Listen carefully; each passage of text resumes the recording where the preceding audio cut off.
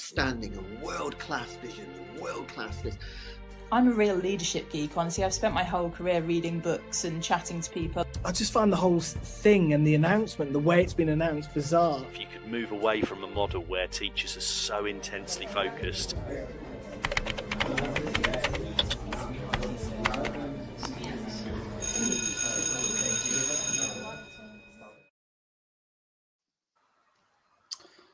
All right, people. What's happening? Not much. Not a lot. Well, we've got Nathan, Ray, and Yasmin for our regular, should we call it a conversation? Discussion? Chat. Yeah. Chat. We won't call it a rant. We won't call it a negative spiral or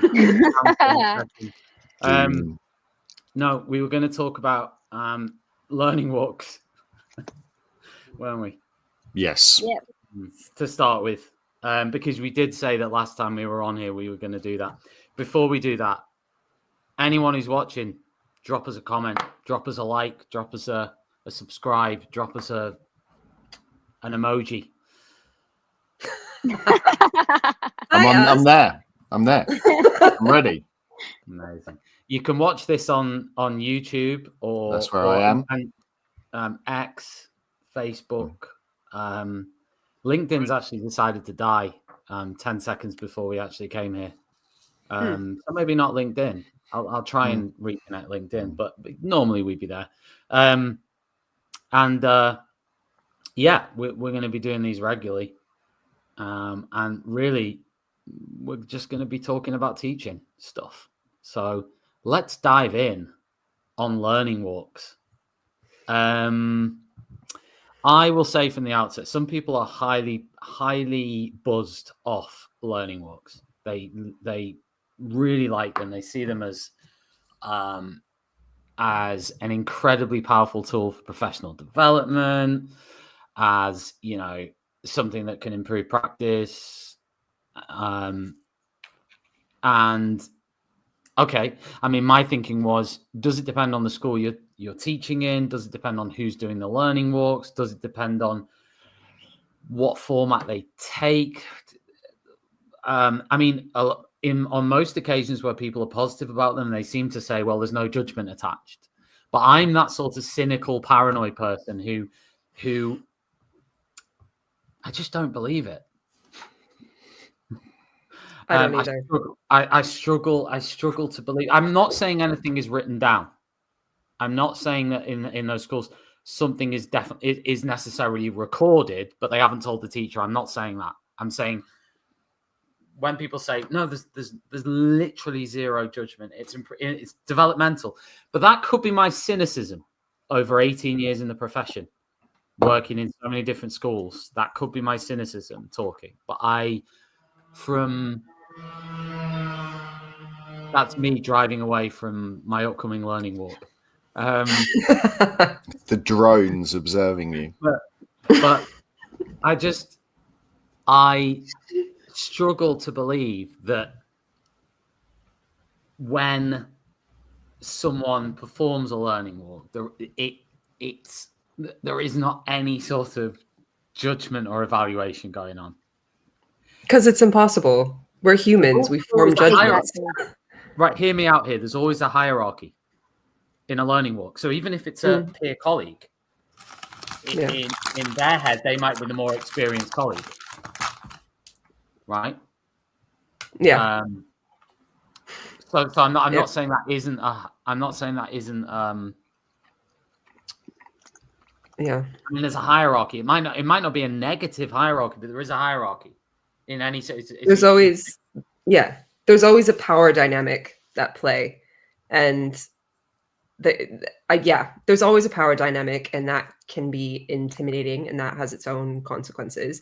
And even just as people observing in the general sense, we form judgments. That's what we do. I mean, we can rationalize it and we can temper it and we can do X, Y, or Z or nothing with those judgments, but they're always there. Like whoever has walked in my room has formed a whole series of judgments and assumptions about me, my students, my class, what's going on in the room, my display, like everything. whether they write that down, as you said, or do anything sinister with it is kind of irrelevant in a way, because that person has just made judgment. Like that in itself, which is an unavoidable part of being human, is enough to make me not want them in my room. Yeah. Like that in itself. I think one of my biggest like problems with learning walks is, as teachers, like a lot of the time we're trained so much on, you know, teaching and learning, how to teach, you know, we adapt to different policies in different schools, but it's not as common for staff to be trained on not only how to observe staff, but also how to give them feedback. And I think one of my biggest issues with learning walks is someone can just completely derail or like ruin your day with this feedback they've given you once you've let them, you know, you've welcomed them into your room. You're probably in a school where you don't really have a choice, but, you know, someone's come in, you're trying really hard, you're definitely doing at least some things right, but, you know, sometimes there's no mention of it. There's an overemphasis on something, you know, that they might not have liked. Like there's a lot of subjectivity in quite an objective procedure. And, you know, as someone who's been a union rep before, someone who's been friends with a lot of teachers before, and last year was in a senior leadership role where my main responsibility was behavior for learning in the classroom, I'd say the biggest complaints, just, you know, off the record complaints I had from staff was just, you know, about the feedback they got from certain people. And, you know, it's shoved down everyone's throat that it's low stakes, but exactly as you both said, it never is. It never is. Like I've seen it come up on people's appraisals. I've seen it used, you know, teach first contacted, and, you know, trainee teachers put on support plans because of learning walks and, you know, what's been observed in them. I just think it's really sad how there's an inconsistency in feedback. You can, you know, two people could come to the same lesson and you could get completely different feedback from them. It's not really scrutinized or standardized. It's like there's just this constant scrutiny on the teachers, you know, this kind of quality assurance that's constantly placed on classroom teachers, but the same isn't reflected back on the people observing you. And that's one of my biggest issues with it. You know, there's accountability for the person whose lesson you've observed, but there isn't accountability in most cases where someone's actually giving you really unfair feedback. Like I'm really against the idea of walking into someone's lesson and not having anything good to say about it. And I've actually seen that a lot happen in learning walks, and I've got a huge issue with that. And, you know, the fact that also it comes up on appraisals or can be used on your appraisals, or your line manager can put it in your meeting minutes and say, well, so-and-so observed your lesson and they didn't, you know, in the last learning walk, this was seen, what are you going to do about it? But every time learning walks are introduced in a school, you'll be told, you know, it's low stakes, it's developmental, it's supportive. And actually, I don't think I've ever seen an example where it is. Yeah, for me, it's because they're not learning walks. Exactly. Right? They are not learning walks. Yeah. Somebody has taken, it's, you know, like rebranding, you know, performance management to performance development. Professional, they're not learning walks. I completely, you know, as a deputy head, as a school leader, when I was like back when I had some energy, I loved being around the school, right? And I was just around the school, and any feedback I gave, I was sure, like, that's just my opinion, man. You know, like, hey, I really enjoyed that, man. Like the way you did that, it touched me. You really care about those kids. That's really cool. You know, it's just my opinion. Now, as soon as you take that and try and make it really like, professional, but like that bad kind of professional, not like the caring kind of professional where we do our job well, the bad kind of professional where you're a job's worth and you've got a tick sheet, right? And you're going to go in because I'm going to do it because I need to tick this. And you take away all, like, hide behind some matrix of criteria for, like, hey, you know, 1.1 is clear explanations, and actually I need to give you a development point on 1.1 because clear explanations is there. It's not my opinion, it's 1.1. It's an actual thing. You know, it's in the teaching handbook. 1.1 is here. And it takes away that subjectivity, and just own it. Like, you liked it, you didn't like it. Oh, I did that lesson. It's not my kind of lesson. I don't like building towers out of marshmallows, but like the kids enjoyed it and it seemed to be going well. So well done, you. I got no issue with that. Like, and then own it if you do have an issue with it. Hey, like, I was walking down the corridor and heard you shouting at a kid. Like, that's not cool, man. Like, Yeah. own it. Like, Mhm. with the hiding behind matrices and lists and checklists and pretending it's like laid back when it clearly isn't laid back. If you're recording your learning walks in any way, it's not like a learning walk for you to just get the vibe of the school, get your feet on the ground, have a knowledge of what's going on, really understand it. It's an observation that you've rebranded a learning walk because you're going to do 3 in a row and keep them under 10 minutes. That's just like stacking Exactly. observations. And like, I like people being around. I like leadership having their fingers in, you know, and understanding and going, do you know what, Yeah. actually, I went down the science corridor and man, that is noisy. There's a problem there, isn't there? That's Yeah. a good thing for leaders to be aware of. Yeah.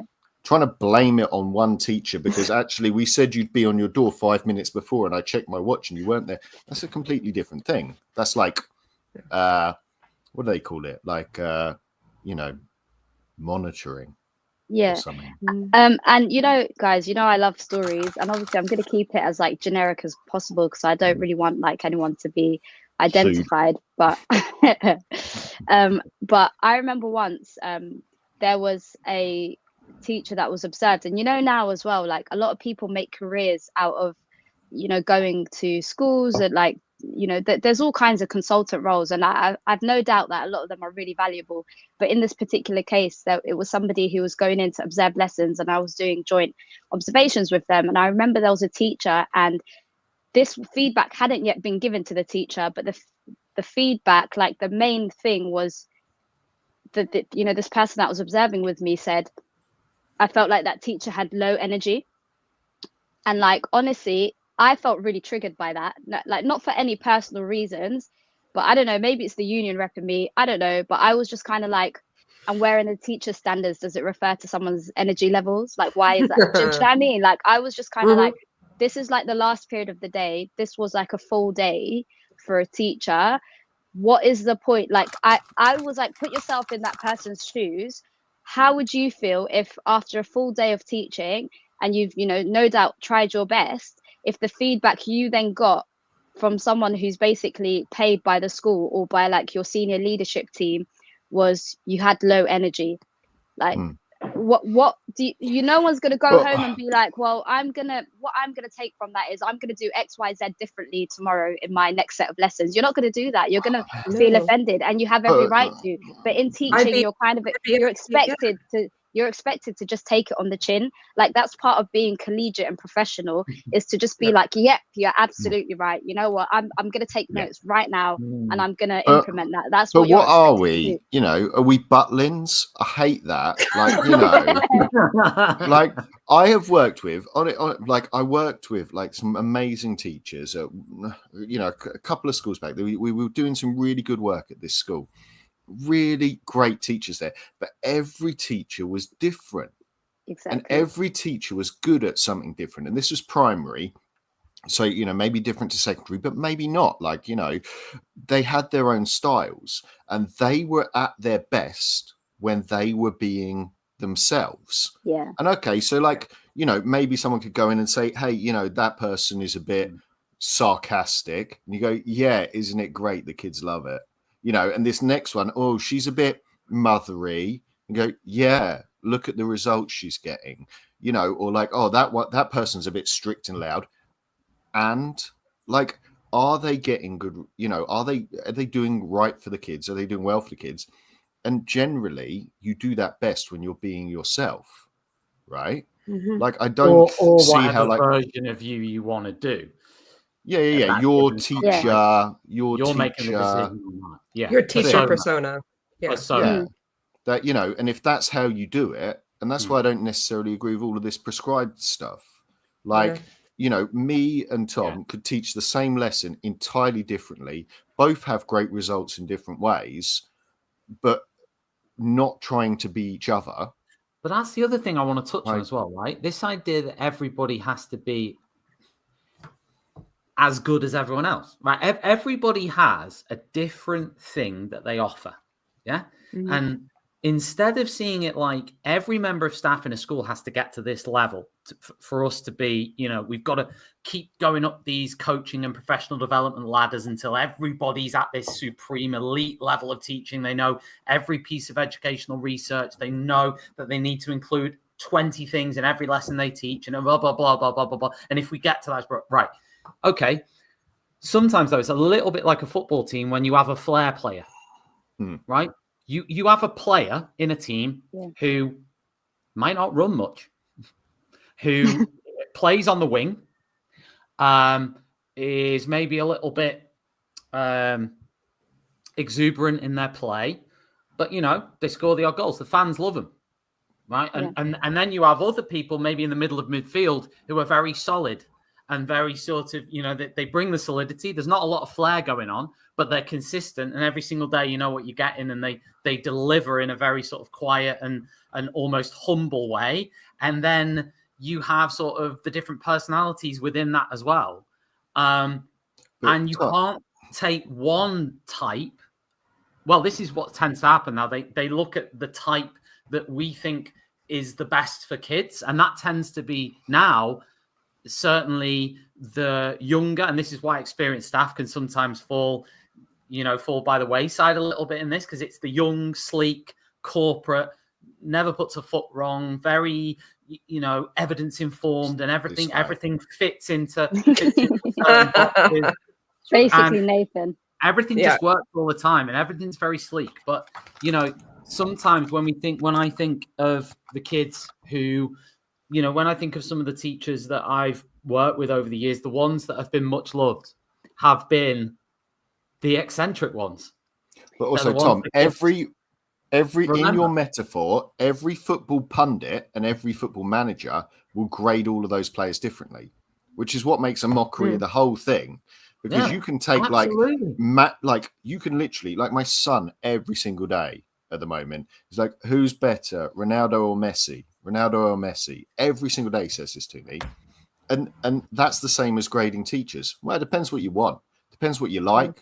Depends, what your style is. Who would I buy? Where would I go? But that's very different. And this is where performance management gets it wrong. Is very different to making a judgment and saying one of them is not good, which is what they do to teachers. They turn around and go, you are not a good teacher because I don't think you're a good teacher. And that's not the same thing at all. Like, if I go and play football for Man United and the manager might hate me, I go and play for Liverpool, the manager might love me. I'm still the same player. Right. Can I say, though, can I say to be a little bit of a devil's advocate in this, like performance management and learning walks?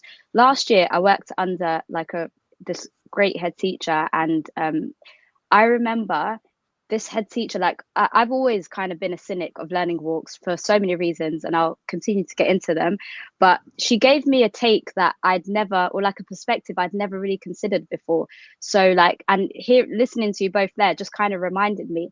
And one thing she said in favor of this kind of prescriptive teaching, because I was in a school where loads of new teaching and learning stuff that had to be kind of the same across the whole school for various, reasons was being rolled out. And one of the things that she said to me was, for a lot of her teaching career, and this was, a really experienced teacher who'd now, moved on to headship, she basically said to me that when she first started teaching, she often just used to think, some teachers are just born good teachers, they're just liked. And she basically was saying that, isn't it worth considering that this kind of prescriptive teaching and standardizing so much of the teaching and learning across the whole school can actually help the teachers who, like, by making everything kind of the same in the school, it set the same lesson expectations for children, and so inadvertently helped or supported the teachers who needed a bit more time to, I don't know, kind of get there or maybe make improvements for whatever reason. And I'd never really thought of it like that she was basically saying it makes it less sink or swim to have this kind of standardized TNL across the school, because it helps all the teachers, because like, you know, the kids come into lessons, they know what they're expecting, they know they're doing a starter straight away. It's less of a struggle. And I actually had never thought of it like that, and I could actually see that happening in the school. Yeah. That, you know, kids were coming into the lessons, and, you know, because teachers had the exact same first 15 minutes of their lesson, whatever subject they taught, it was actually improving behavior for learning. It was making life easier for a lot of teachers. And, you know, I just thought I'd bring that up, having, you know, just listened to I don't have a problem you. with that. I don't have a problem with that. I just think that, okay, imagine it was 2 out of every 10 or 3 out of every 10 when one particular teacher deviated. As long as that teacher was allowed to deviate, if there was professional trust in what they were doing, then that's fine. The issue comes when exactly what you've just described, and you basically say it's non-negotiable for everyone, and it's every single lesson we start like this, everyone has to do this. Now, the rationale behind that, I get it, because the uniform consistency and all of that stuff, absolutely, and best practice as well. You know, like, what is best practice? That's another thing we could discuss. But, you know, but let's imagine doing sort of some form of, you know, sort of recap retrieval or whatever is deemed to be best practice out of the lesson. Fine. No, completely, I get it. But, you know, we've just got to have a bit of space for fun. People hate that word. A little bit of space for a tangent, a little bit of space for somebody to go, I'm feeling a little bit tired today. And I'm going to set a task, which is not necessarily the best for learning, but you know what it's going to do? It's going to help me get through the rest of this day. And then I can restart tomorrow and not feel like I can't do it. And if someone walks in at that time when that's happening, right, sort of with a bit of intelligent accountability and intelligent performance management, they'd look at that and go, I'm not going to take this as what this person deems to be their best and deems to be what should be happening in all of their classes. You haven't asked them for a start, right? You haven't asked them to get the card. You've just looked. Gone, oh, that's rubbish, right? And the other issue as well, I think, that comes up here is when you move up the chain and because I moved up and then I just sacked it off and moved down. But I moved up, and as I was going up, so from TLR holder to head of department to assistant head. Well, obviously you spend less time in the classroom, but also you've got to watch yourself as a person, because I'm sorry, it may give you the idea that you are better as a teacher than other people. Now, who knows? But it might give you a mentality that you are starting from a place where you are better. And the moment you do that with a teacher and see something they're doing or see a lesson or see something, and you're coming at it from the mentality, I'm just better, I'm on another level. And therefore, even though I'm being very objective and lovely and coachy and nice and everything, but if you're coming at it from that perspective of like, fundamentally, I know I'm better. Do you understand my point? Yeah, like, totally. And as you move up, I think there's that danger that you almost want to feel that as well, because all humans want to feel like they're. But it's a bit, yeah. I think it's an interesting. I think what happens a lot of the time when people move up the ladder in teaching is, like, I definitely know a lot of the time, even though, I mean, like, yes, I'm a cynic about that as well sometimes, but I think sometimes what happens is people just want to prove that they're doing their job properly, and you know, they don't just have an allegiance to particular teachers, or they're not just being friendly. And I think a lot of the time there's this association of like that being a good leader is, you know, just always being this really objective and like kind of losing that humanity or that humanness you would have had early in your career. And you know, I think that's where a lot of it comes from. I know exactly what you're saying, Tom, though, because I feel like in order to get a TLR, especially if you got like an internal promotion, without saying it, it basically says, you know, it means that I've been good at my job. I've been good at what I've done before. It's almost like a game, like getting, you know, to the next level. There's that kind of implicit, like, I don't know, elephant in the room, or just kind of implicit judgment.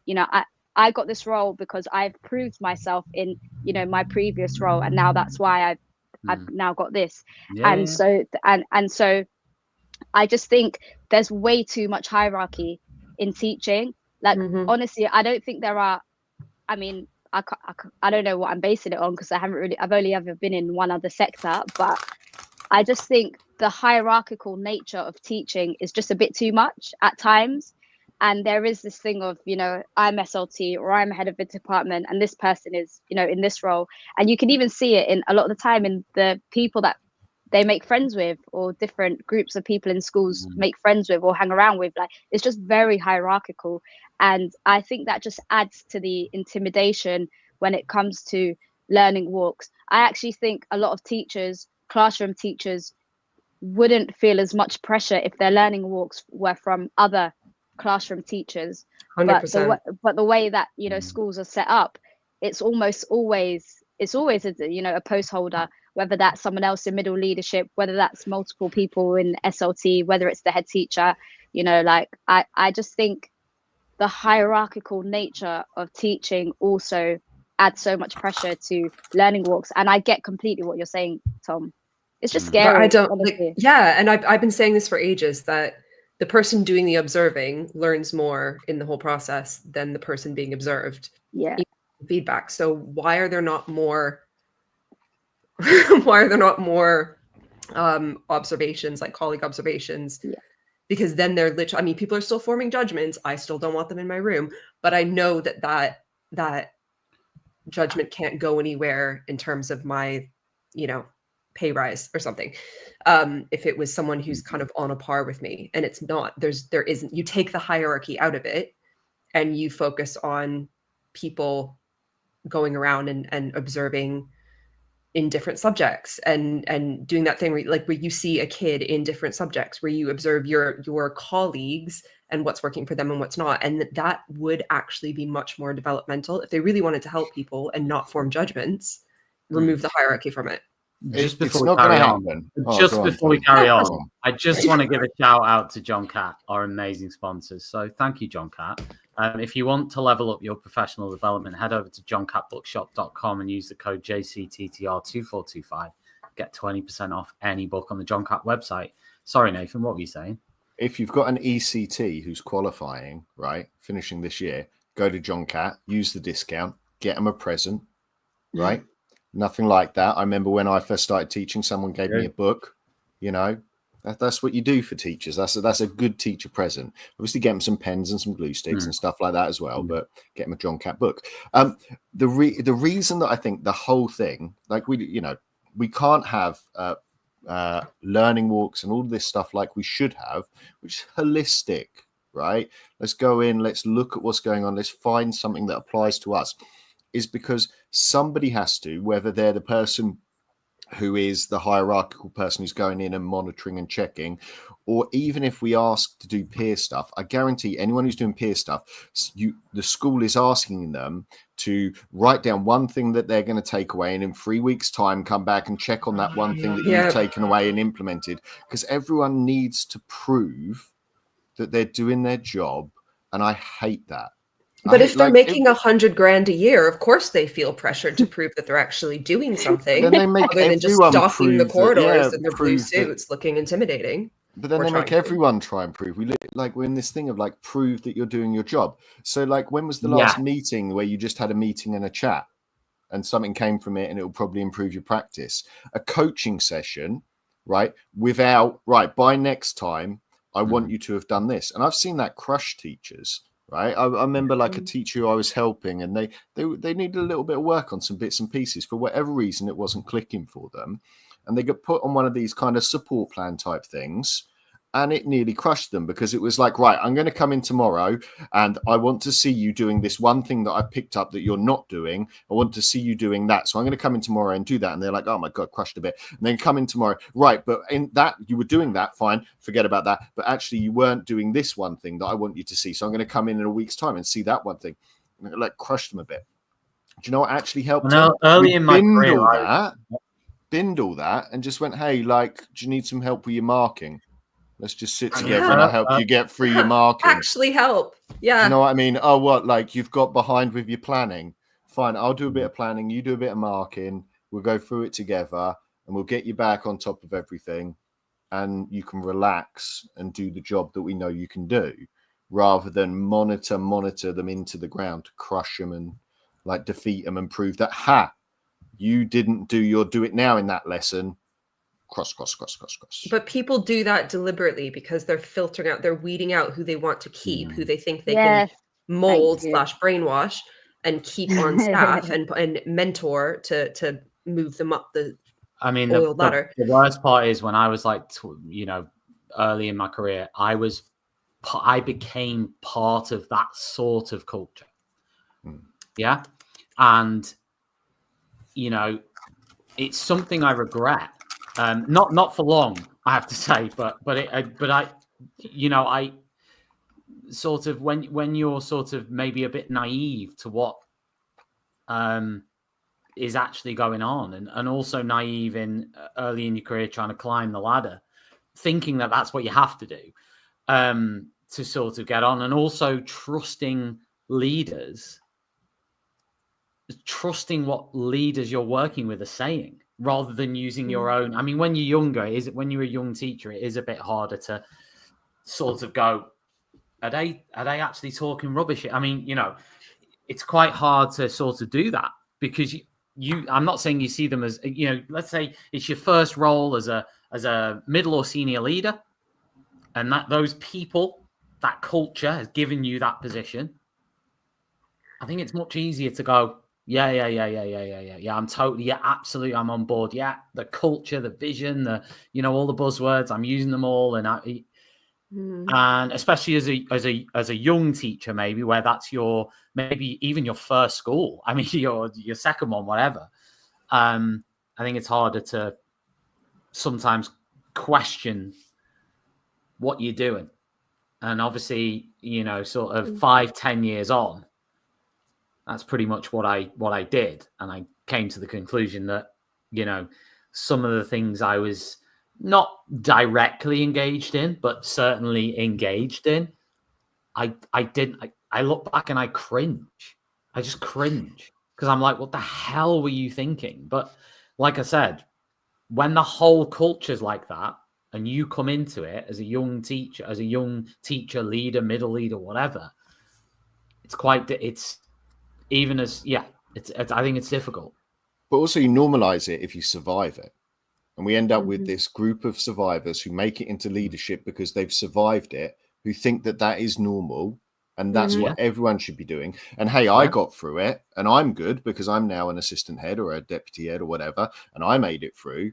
So like, it must be normal, and it must be everyone else. I made it, so everyone should be able to. Everyone else is at fault, and everyone else is in deficit because like they're not going to make it. But actually, I made it because I'm good, and actually, maybe you were just lucky.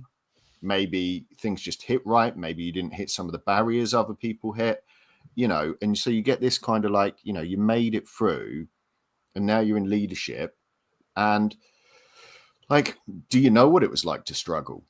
But if we talk a little bit about those barriers as well, I just think there's like such a thin line between like success and everything else, like, incompetence, or you just haven't survived, whatever, because and I think that's why leadership sometimes favors like young male teachers, because like you could have young kids, you could have a disability, you could be a carer, you could have everyone is like one crisis. Not saying having kids is a crisis, but like you could just be like one crisis or like one emergency or one extra change in your home life away from still really caring about school, still prioritizing it, still trying your best every day, still always thinking about the kids, but not being able to make it, like live and breathe teaching, not be able to do really late nights every night, not be able to come in on Saturday interventions or whatever because of your other priorities at home.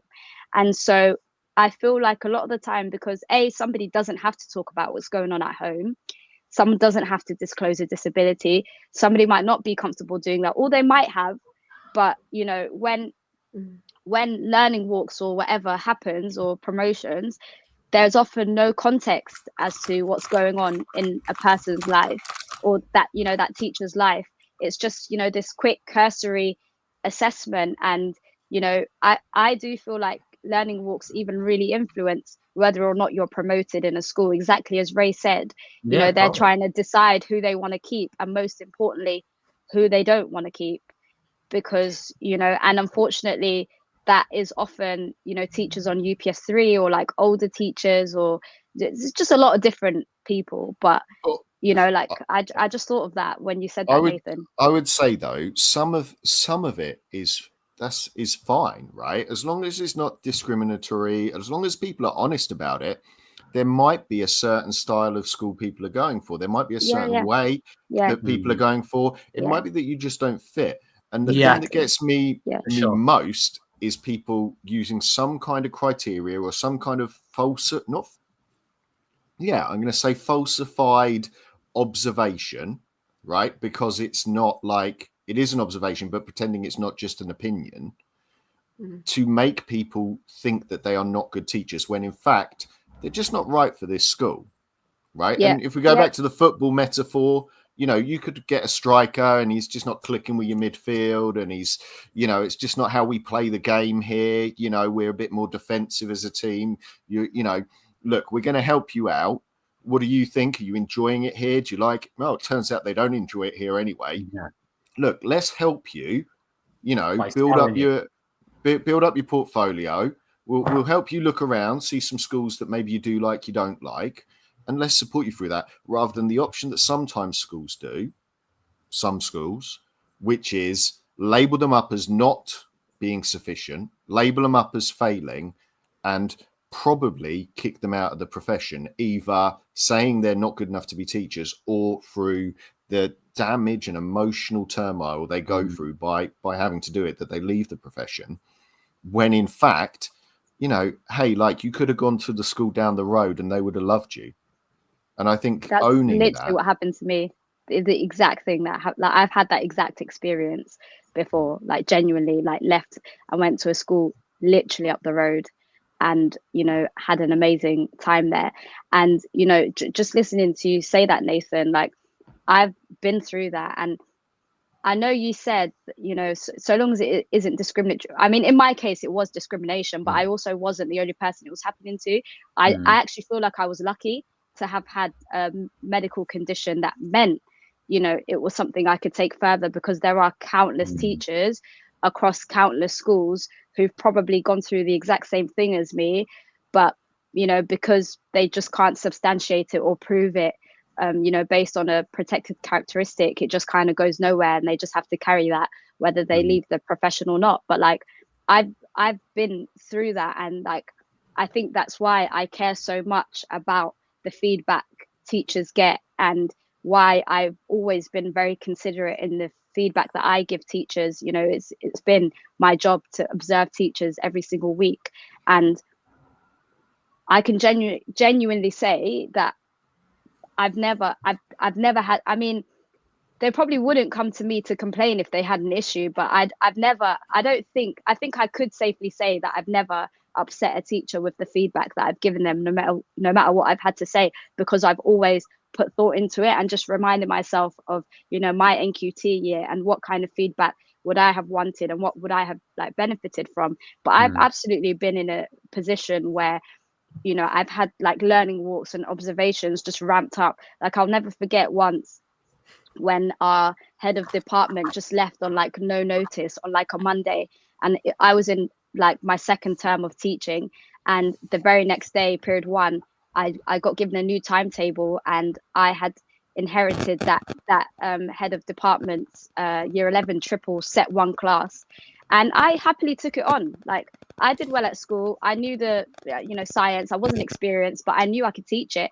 And, you know, it was my first lesson with that class, and there was an assistant head that decided to, you know, come in unannounced and, you know, observe me. And I was teaching, I'll never forget it, I was actually teaching cystic fibrosis, and afterwards, this assistant head wanted to give me feedback. And the first thing he said is, I'll start with saying, you know, I know this is, you know, deeply personal for you, and, you know, just, I just want to mention that. And I was like, why? Like, I just didn't know why. And he was like, because you have CF, as in cystic fibrosis. And I was like, no, I don't. Like, I have MS. I was like newly diagnosed with MS at the time. And I was like, no, I have MS. And then he just went, anyway. And then he was like, do you think that was a good or bad lesson? And I was just like, I've never forgot it. I teach cystic fibrosis every year. And I always think back to that. And I just think to myself, yeah, like this, like I sometimes make a joke. Obviously, I've never told kids about this, but like I'll sometimes be like, guys, this is a really important like topic to me. I'm teaching you about cystic fibrosis today or whatever. But it's like sometimes genuinely, I mean, I've lived through observations that are designed to intimidate and break you in the hopes that you'll just resign before you're put on capability, because it's exactly as you said, Nathan. It's like using objective procedures subjectively. Like if you don't like somebody and you are in a position of power and influence over them in a school, you can easily turn around and say, well, I've seen this, even your 1.1 example, and you didn't do that. That was missing. But it could actually all have rooted from somebody disliking you. And, I remember even in the same week teaching a lesson where I was observed by two people. One of them I was teaching a sixth form lesson. And one of them basically was like, no. One of them was a science specialist. And they were like, you're not teaching this right. And they just took the board pen from my hand and took over. And I was teaching it totally right. I literally did 5 A levels and got all A's and A stars. I knew exactly what I was teaching. Do you know what I mean? And it's like, but to be fair, designed... I don't want to speak. No, but I don't want to speak nerve, for this guy because he's not here. But there are consultants out there who do think that's the best way. Who their approach is to sort of interrupt you, team teach, as in I'm going to take the lesson now. You stand there and watch what I do and how I do it. But I'm sorry. Again, here's my little thing with this. When it's someone new who just flashes up, it's like an advert break in a TV show. Okay, you might pay attention to it. You don't know the person. It's like when you teach your first lesson with kids. The kids are like, oh, well, listen to this person. They're completely new. An hour later, they're drooling, and they've gone back into like normal mode, which is just hatred, right? For humanity. But in that sort of 10, 15-minute snippet, this guy's a god. Yeah, got him. This guy's a god. He's like, see, you would have did that. I've team taught it for you. I'm going to check out now. Bye. I'll catch you later for some feedback on how much better what I did than what you were doing is. And I've seen people do that. Thankfully, not in my lesson, but I've seen an assistant head do that exact thing with someone, but not even. I don't even think that person had the gumption to say, "You're teaching this wrong." Literally snatched the board pen and then left. And then as soon as they left, I started laughing, and then the kids started laughing. And like I still had them on side. Like thankfully, the kids, they were really nice to me. Like, so they were. I feel, but I did think, especially given the nature of that school, it was the kind of school where kids are like customers, and if they're like, this teacher's not helping me get to Oxbridge, like it was taken seriously, and that teacher would be in massive trouble. But like, the kids were still on side. But then I left. Well, I mean, they eventually put me on capability with all this evidence that I'd never seen. And obviously, I feel like everyone knows how that ended. But like, I went to a school like shares a catchment with that school and had like the best 3 years. I think. I mean, here and there, I was observed, but it did genuinely feel low stakes. It did feel supportive. I was allowed to be myself. I was like thriving. Great results. Like I had such a good time there. I just felt like myself at all times, and I would constantly think about the difference. Like these were two schools right next to each other. Had an awful time in one, like an almost career ending, like practically a career ending experience in the first. And in the second, here I was being praised for the exact same stuff. But in fairness, it does also come back to what Nathan said in terms of the fit of the school, because again, I hate to keep using the football analogy, guys, but we started, so we'll finish. But there's players who I can think of who were absolutely appalling at one club, then went to another club. Suddenly they started scoring like 30 goals a season, and you're like, you were rubbish for like 5 years, and now you've just gone somewhere else and you're amazing, because they're given confidence by whoever it is, the manager, the fans, the club might be a slightly lower level club. So they fit in better at that level of football than maybe the level they were at before. So there's lots of mitigating factures, but for whatever reason, it works. True. But where do we draw that line? Because well, no, but this is coming back to my point. I went to a school where, you know, I'd had probably, so, you know, when I think about where I'm at, I'd had probably like three, maybe, think about it, maybe 3 schools out of 4 had been good schools for me at this point. So I'd built up a bank of, I'm all right at this. You know, I'm okay at this. I can do it. But then I went into an environment where I just didn't feel, like you say, I didn't feel I could be myself. I felt like it just wasn't working. It wasn't clicking. I felt like people didn't like me. I felt like even some of the kids didn't like me, and maybe there was a staff element behind that as well. I mean, it was a very unique situation here. It was a very sort of wild west situation, but basically it does over a few months, right? Because I was there for about 6 or 7.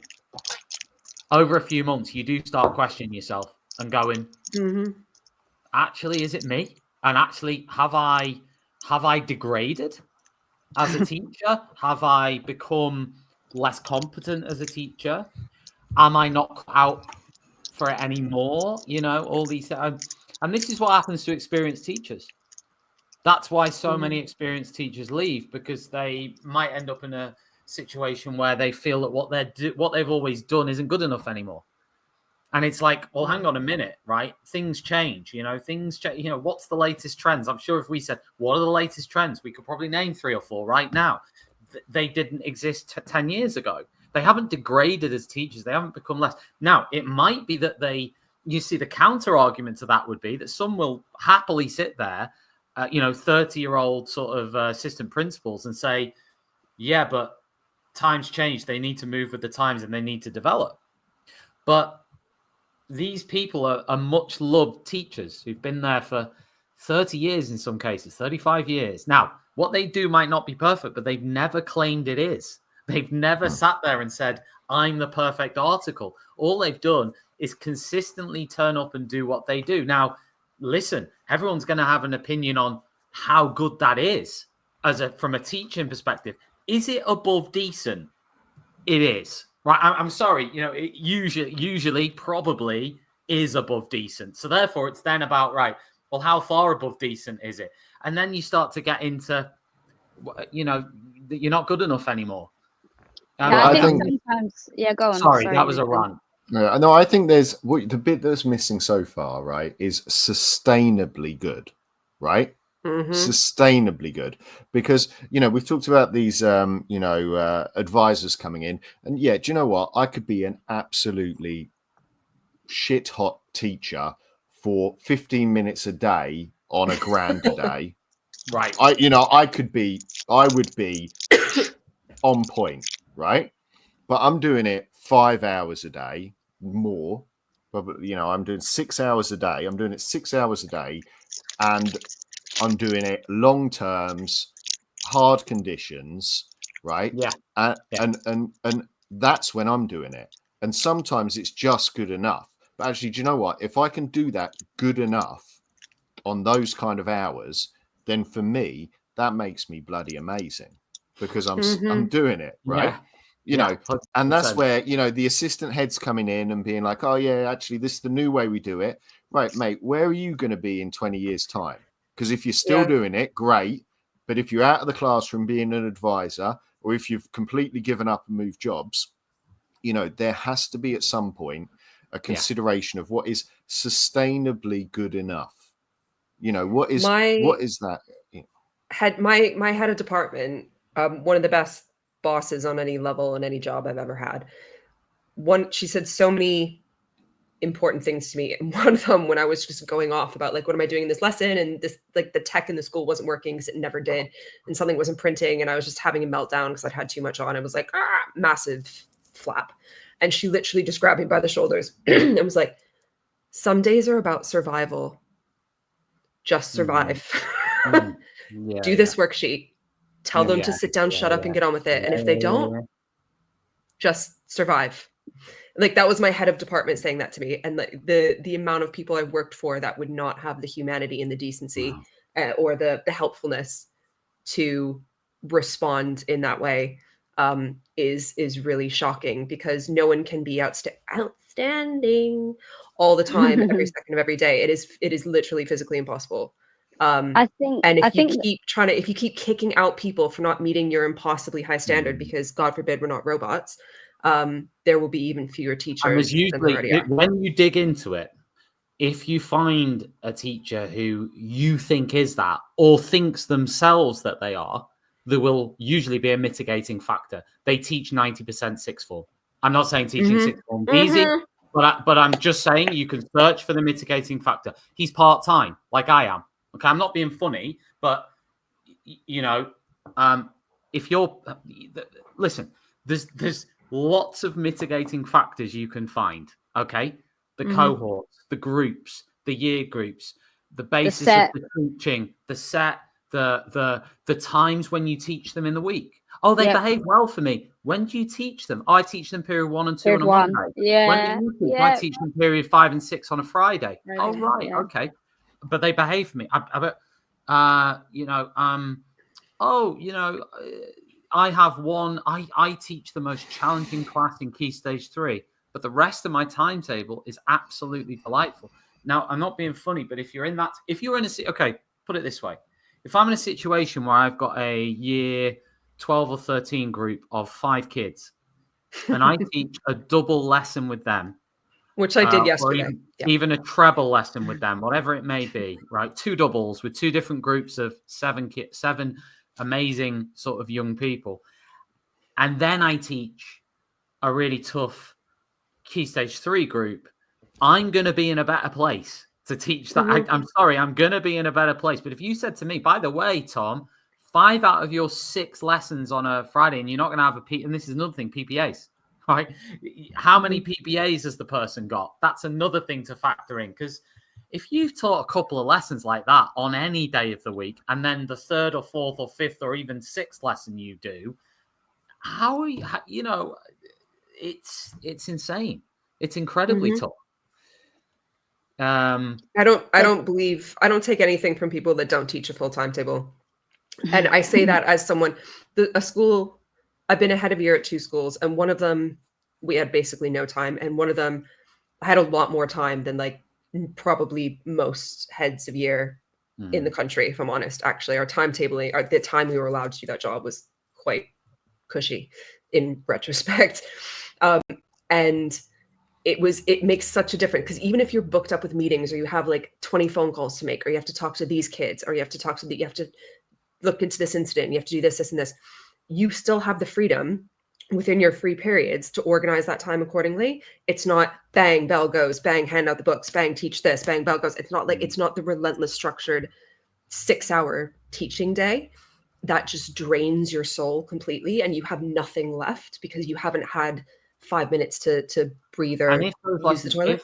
If 1 or 2 of those lessons have gone badly, or what you perceive to be badly, because a lot of teachers have weirdly high expectations of themselves.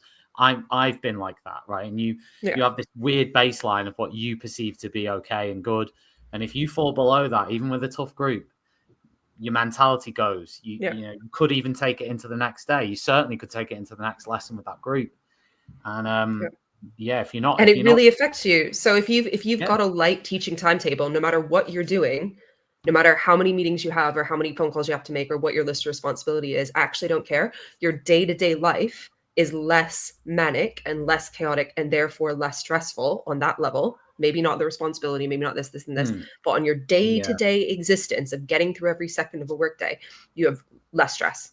It's There calmer. will be many SLT who will disagree with that, though. I think, them. I can't lie. No, I mean, it depends, I guess, where you are. But I think a lot of this pressure comes from PA and, the pressure on schools, and, that kind of like trickles down to a lot of teachers. Like, generally, I'm a fan of PA for many different reasons, but I definitely think that it's kind of not only added pressure in terms of things like learning walks and why, you know, this kind of consistency needs to be seen everywhere. But I also feel like at the same time, it's created this kind of invisible competition between people or in the same department, or in some cases, I guess it really depends who you're working for, but it's made some elements of teaching a lot more individualistic and quite lonely at times. Like if you've got a really good resource that's working for your class, and you know their mocks or whatever are improving, I can't lie, I know of examples where people might not now feel inclined to share that with the rest of their department, because I don't know, it's just a lot of things that I feel has become a lot more individualistic or pressurized in teaching. Like I'm not saying I support that. I mean, I definitely support P8. I like P8, but I just think a lot of the pressure, you know, a lot of the time when people say, like, you know, all three of you have just said a teacher won't always be at their best, they won't always be at 100. I've definitely seen and worked with some leaders who think, well, actually, by increasing this, you know, low stakes learning walks, that's what we're trying to eliminate and reduce this kind of lottery, you know, for children where, you know, they're getting inconsistency. That's what people say to hit back at that. But do you know where like collegiate stuff comes from for me? Right. So like, you know, a good atmosphere in a school of people helping people, it isn't necessarily from that part. It's from people just having time and not the pressure. It's from people going to the staff room and having a cup of tea and having time to chat and finding out, oh, do you know what? Actually, I teach that subject as well. I didn't even know you were teaching it as a second subject. Oh, right. Wow, that's amazing. Oh, wait, what's that? Your husband works for the Marine Ocean thing. That's amazing. Do you think he'd come in and talk? Oh, what's that? Oh, you know, like just conversations that you bump into stuff. Staff rooms have disappeared. That they used, you know, there should be time from people just feeling things out and going, oh, do you know what? Actually, I have a nightmare with that kid as well. Oh, really? Yeah, me too. Oh, maybe it is a bigger thing than just me. Yeah, what are like you we'd doing love to help each other. It? You know, we'd love like that, but we don't have time.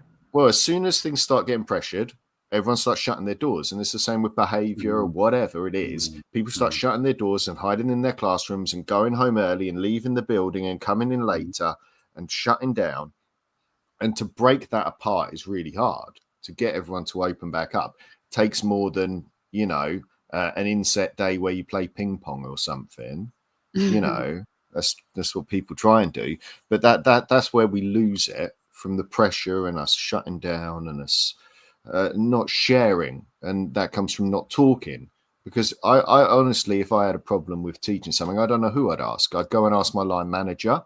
Right, but if I ask my line manager, it shows up on my performance management that I can't do it. This whole thing, like Yasmin, this isn't necessarily a comment on Progress 8, but it's a comment on the way in which things have intensified due to this whole focus on exam results and focus on progress and focus on rapid improvement and focus on each individual child getting better based on high stakes exams, right? It's all based on snapshot exams, right? That whole culture, you know, go back to teaching in the 70s and 80s and 90s, you know, when, you know, my dad as a head of department would have gone to the pub with, you know, his department for an hour, had a couple of pints, come back, taught the last couple of lessons on a Friday. I'm not suggesting that alcohol is the answer here. I'm not suggesting that's what we should be looking at. But what I am suggesting is free periods, sunbathing when it's been a free period, and teachers go out and all sit together on the field at the back with the sun and literally. We used to do that 10, 12 years ago. We used to do that. We had enough time that recently. I've never experienced that. I mean, things of that nature did happen. And then if you then convert that into lessons, right now, of course, what people would, wow, if Michael Wilshaw was in, he'd be having a field day. He'd be going, but the standards, Tom, were incredibly low back then. Teachers did whatever they wanted and everybody just did whatever they wanted, blah, blah, blah, blah, right? And, you know, we had an argument about this. There's a clip on YouTube. You can see it. But I just think that there was a more human approach to work, okay? And that then translates into what those teachers might have delivered. I mean, my parents went to the club, which was like their sort of like the social club, 4 times a week. Monday to Thursday. Sorry. Every night, every Monday to Thursday at 10 p.m. 10 p.m. They had their dinner and whatever, did a bit of work, then went to the social club for an hour, maybe 2 hours every 4 nights a week for years and years and years. This was before they obviously had kids, right? But I'm just trying to paint a picture here of the differences in the way that it's like somebody commented. He's actually one of our hosts, Tony. He's on tomorrow night. You should watch him. He's really good. But Tony was talking about how every second of every lesson has to count. It's like, oh God, no! I hate somebody. Sorry. Somebody said that to me once, and I'm still traumatized. Because it's the kids' futures that you're playing with here. If you spend like a minute, sort of doing whatever. Every minute counts. We've gone from that. I mean, some people would look at that in the 80s or whatever, and they'd look at that as an extreme. But if that is the case, we've now gone to another extreme. We've gone to the extreme of teachers as robots who are sort of, everything's just so intense. There's not any. Just chill the hell out. Just chill the hell out. Like, you're starting to sound like me, Tom. You're starting to sound like me. But I will say this. You've said the one thing, like my trigger word, right? Which is that, like, it's the kids only get one shot or something like this, right? This emotional thing, right? I would put it out there. I'm sorry if you say this and you're actually a nice person. But I would say 90% at least of people who say that are being emotionally manipulative because they are using that because there is no answer to it. And they will use it for anything. And they will use it to get away with, you need to do an extra duty today, not because I did a poor job of writing the rota, but kids are kids. Think of the kids. Think of the kids. And that is a coward's excuse to get people to do stuff. In some ways, it's true. And I do agree with that. I'm not saying the kids don't get one shot or anything like that, or that the kids' education isn't important. All of those things are true. Using it to manipulate someone who is just trying to do their job is not okay. Using it to get people to work over their hours is not okay. Using it to make people feel bad about themselves is not okay, because you are using children and their futures to manipulate other people to do your bidding, and that is not okay. And it's blackmail. Notice, Nath, as well, how a lot of the conversations when it's about that is about exams. It's not about what the conversations that teacher had with somebody at break or something, or I don't know, an experience they had, a school trip they went on, right? I don't know, whatever. It's often those conversations relate to. I mean, I've had this before. In a school I work with, we're going back a long time now, but they put the timetable of after school intervention sessions up. And they'd be like, these are the interventions in English. These are the interventions in maths. These are the interventions happening on weekdays, evenings and weekends in geography. And history's a little bit absent. They wouldn't say that, but it would be. And they go, oh, and moving on swiftly from history, which is blank. And it's like, it's obviously that's just a blank thing here. I'm not saying like that happened to that letter, but it's that sort of thing. I mean, we've had, here's the progress 8 for each exam, put it up on the inset PowerPoint, here's the progress 8 for each department.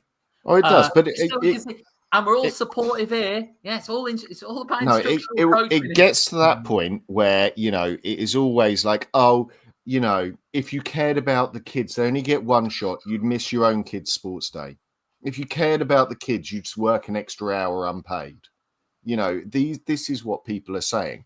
When reality, if you cared about the kids, we'd be dealing with systemic issues around funding and early intervention. That's what we would be doing. Tom, can you finish my sentence? This show is brought to you by John Catt. Leaders in professional development learning around the world, globally. And if you want to check out John Catt Bookshop, please head to johncattbookshop.com. Grab yourself an unedified amount of professional development books. And by the way, there are hugely amazing authors on there who do exactly what we're talking about. There are people out there who aren't idiots, let's be honest. And many of them are John Catt authors. Don't do it like this. Get yourself a book and do it well. Right? Come on. But, For God's guys, sake, it's just- not hard. just- There's 20% off. Question Get to a you book. guys: would you say there is anything good about learning walks? I love learning We've just walks. done that for an hour. Oh, anything good about them? I love learning walks. I love actual learning walks. I don't like them when they're pretend observations. Okay. I love the idea of Okay. the head teacher being Love it. around, of dipping into lessons, saying hi Yeah, to everyone in same. the morning. Hi, oh, Same. you're doing your photocopying. Great to Mm. see you. How was your weekend? Yeah. Walking down the corridor, just sticking my head in to say, Yeah. well done. You know, Yeah. saw those results, Mr. Rogers. Great Yeah. stuff with your history. Pop along to the next one. Hi, geographers, colouring in. Based on my Hey, teaching, you know. at the moment, never going to happen. Trust me. But like, you know, that's a learning walk for me. Keeping your fingers in, you know. One of the things yeah. that I mean, for me, okay. A question for everyone: when someone else is in your room, be completely honest. When Ray's someone like, else, oh. it doesn't matter who it is. You can pick. It can be a busy mate. Doesn't matter. Pick it. Right. It can be a senior leader. It can be a consultant that you don't even know. It can be an Ofsted inspector. It can be your best mate in the department. It can be your best mate who's not even a teacher, right? Who's coming to visit you. Pick anybody you want. Are you genuinely 100% going to behave and do exactly what you would do if they were not there? Never. But that's like, isn't it called like Foucault's self-surveillance theory, that if there are just ever a pair of eyes, But there's another. No, I should remember this. I have a sociology degree. I'm just saying, It if starts there with are an A. ever, if there She's are being ever too a pair of intelligent, Ray. eyes on you, like you will never be the same. Yeah. You will never. You will always surveillance Observing yourself. the subject Yeah, changes you will the always. subject. Like, yeah. You will always observe, like surveillance yourself if anyone's ever watching you, no matter the context. I am, Example. Tom. Yeah. I am always the same. Right? I am. Yeah, I'm Unless unhinged. unless I'm unhinged deliberately putting everywhere. on a show, because I would agree. I'm always surveilling myself because I always imagine the kids are judging me anyway. But I Yes, am like, therefore I you're don't not. mind They are. people coming in, right? I'm happy when people come in. It's fine. No, but that's as not the long as question I they're not. asked. No, and I am exactly the same as I would always be.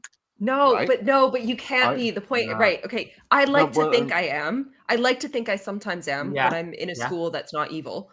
But I get nervous. It makes me, because I've had such negative experiences about it. Yeah, trauma. Like genuine trauma. Yeah. All someone has to do, all an adult has to do is walk in the door and like everything is heightened. Like I'm sweating suddenly out of nowhere. And it could be my best friend in the department. Like it doesn't matter who it is. I'll give you an example when, okay, just to qualify what I've said, maybe, and this is a maybe, let's imagine that Ray is in my school and Ray doesn't knock on my door, but just walks to the back of the room to get some books that she left in the room. And she hovers for a minute trying to find these books. And then she takes the books and leaves. Will I change what I'm doing for that? I would like to think not. But if we're moving into the realm of, I'll give you an example. Humor. Okay. Do you second guess and second think sort of the way you interact with the kids in your normal rapport because there's someone else in the room? Doesn't matter who it is. Yeah, Sometimes. like honestly, like with me, when it comes to anyone observing me, I feel like the first thing I think about is this somebody that makes me feel safe? Like I always think this whilst in the middle of teaching. Is this someone I feel safe around or is it not? It is literally always that black and white. You're either somebody that I feel safe around because I've had positive experiences with you, I trust you, or you're somebody that I don't. Unfortunately, most people fall into the don't category. I'll be so honest with you, or I'll try to, force myself to trust them or, but like, so if I'm being observed by somebody that I feel safe around, I feel like has good intentions with me, again, it does come from trauma. I completely relate to what you're saying, Ray. Then, yeah, I will still be surveillancing myself to some degree, but like, I will probably not go home and panic and like lose sleep over it. But then if you're somebody I don't feel safe around, it can genuinely eat away at me, especially the longer it takes to get that feedback.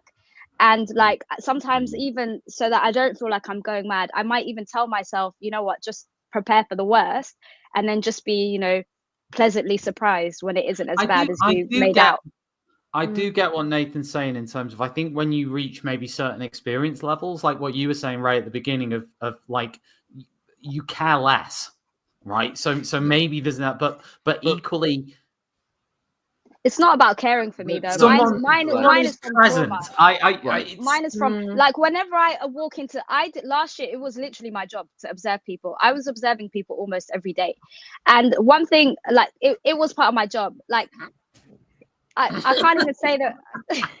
I had to. Okay, but like wait, I've got my anyway. One thing, anytime I've like observed somebody, yeah.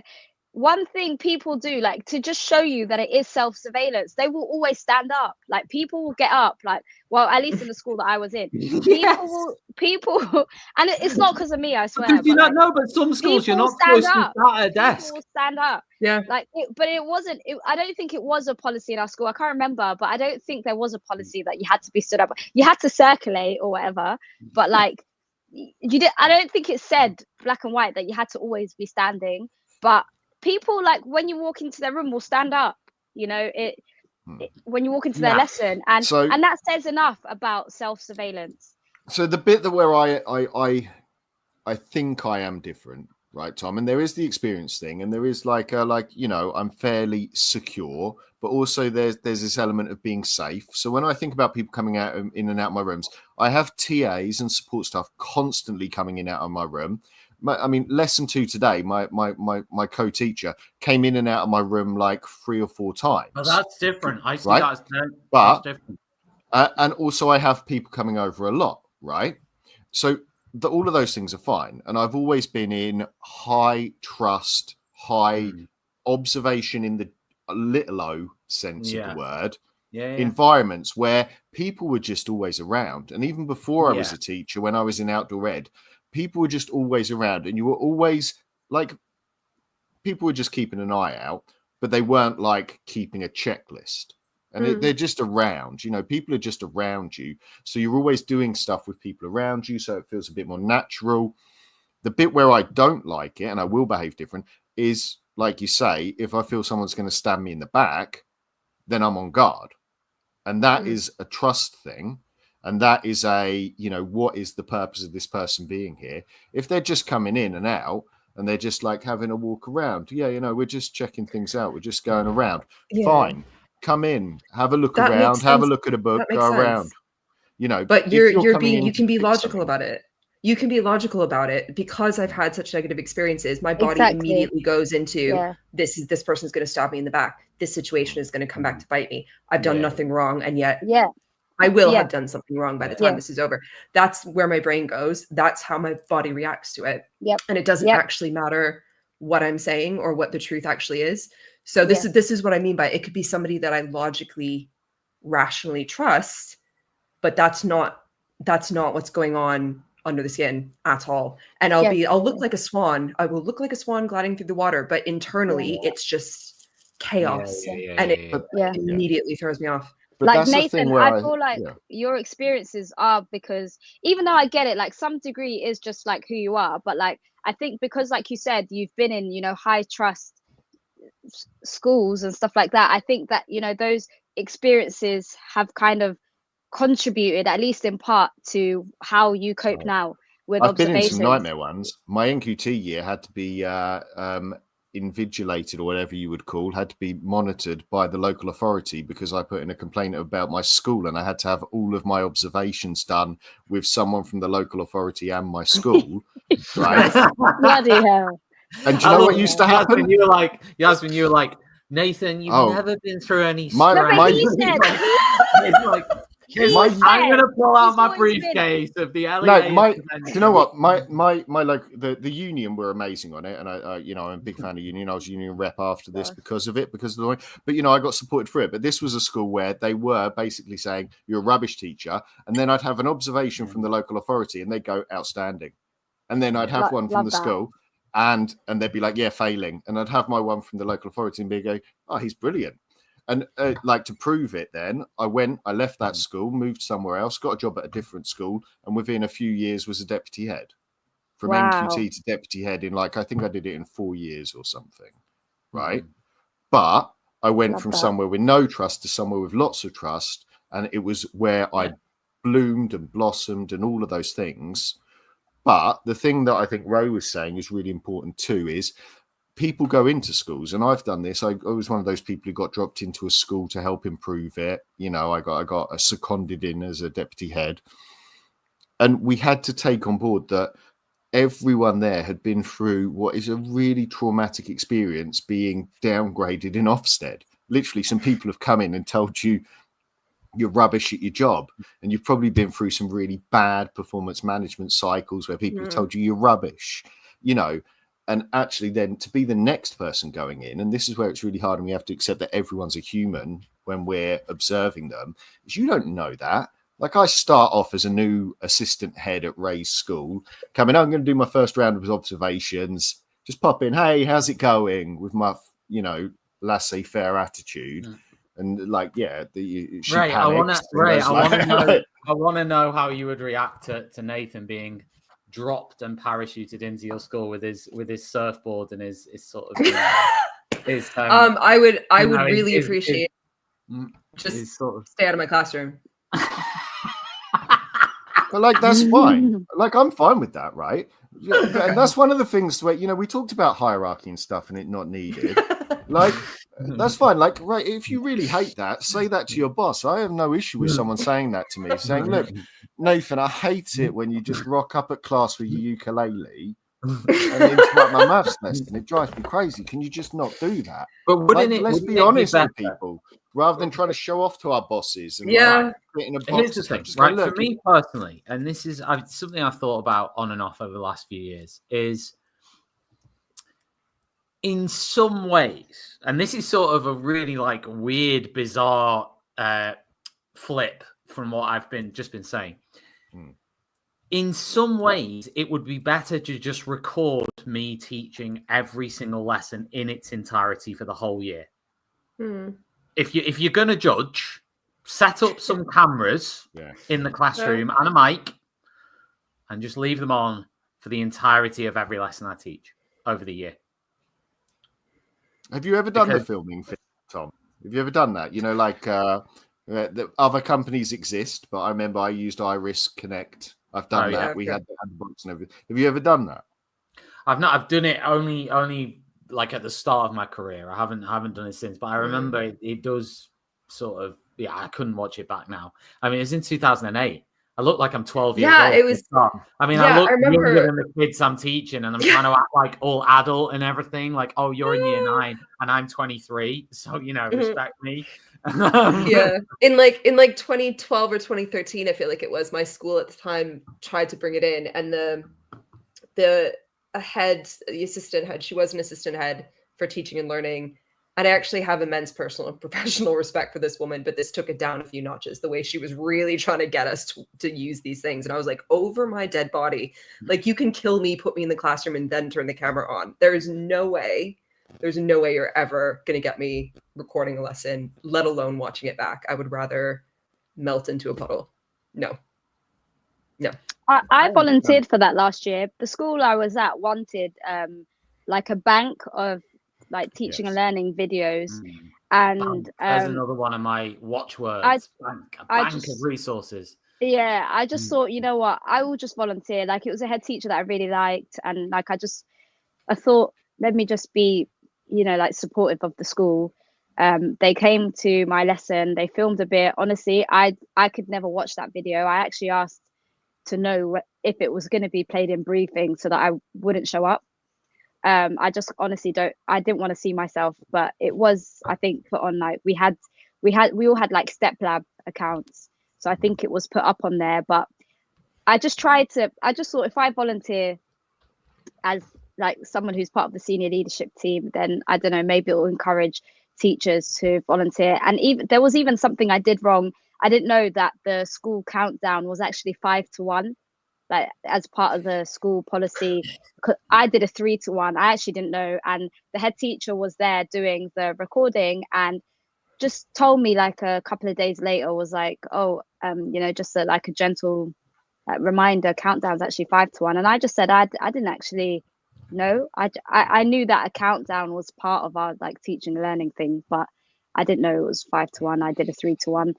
And she was like really nice about it. Yeah. And I just never forgot after that. I always did a 5 to 1. Because But it like, ruined the lesson. Chaos had erupted because you'd missed out 2 numbers. Some kids didn't get policy, it. I guess. Like, but like, it's like, anyway. I was part of that like last year, and I don't know. It was just me trying to challenge myself. I find stuff like that so cringe. I don't think I've ever learned anything from like watching. So I find it really distracting. I feel like I'm focused on the wrong thing when I'm watching someone's lesson. I don't know. Yeah. I just focus on the wrong thing. I'm like looking at the kids. I'm like looking at the displays. I'm like speculating about whether or not they actually rehearsed it. I don't mean my own school, but I mean like when you're shown like generic ones. But yeah, I don't know. I just thought I'd challenge myself. But Good on you. It's a brave thing. I think the best thing for schools to do in anything is to just trust your staff, and to respect that they're professionals, they're experts in their own subjects. And I think if you like encourage the best in people, you'll get the best out of them. And it might not necessarily look like your script. And generally speaking, teachers are really supportive of their students. They're really supportive of the overall staff body. They're generally supportive of leadership. They want the school to succeed. Do you know what I mean? Like, you already have so many teachers on side at all times. And I just think taking the time out to thank people, taking the time out to credit people, taking the time out to just let teachers feel like the experts in their subject goes a really long way in any subject in a school. And I just wish that all of this stuff in teaching would just consider that more. Guys, we've run out of time, but it was wonderful. I don't feel like we actually got really any conclusions or answers on anything we've talked about. I feel like as is teaching. Yeah. Yeah. Maybe there isn't an answer, right? Anyway, we'll be back again soon for more of this. More teacher talk, let's call it that, on Teacher Talk Radio. So thanks very much, everyone, for tuning in. Make sure you give us a like and a subscribe wherever you're watching us. And and thanks to John Catt one more time for sponsoring the show. Buy a book, learn something. There you go. And we will see you again very soon. Cheers all. Goodbye. Outstanding and world-class vision and world-class this. I'm a real leadership geek, honestly. I've spent my whole career reading books and chatting to people. I just find the whole thing and the announcement, the way it's been announced, bizarre. If you could move away from a model where teachers are so intensely focused